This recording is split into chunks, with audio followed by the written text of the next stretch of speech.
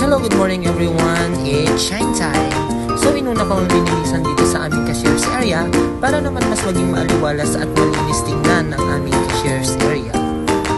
Inayos ko na din yung mga ballpens and scissors namin dito.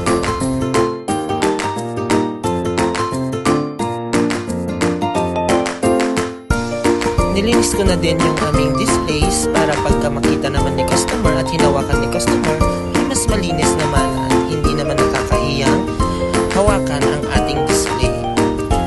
Next is selling area. Pinunasan ko din ang glass, inayos ang display, at inayos ko na din ang ating mga booklets.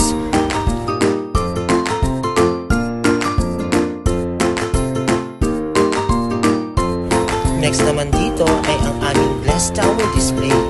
Nilinis ko na din to isa-isa para pag ginawakan ni customer ay mas maengganyo siya dahil malinis ang ating mga samples displays.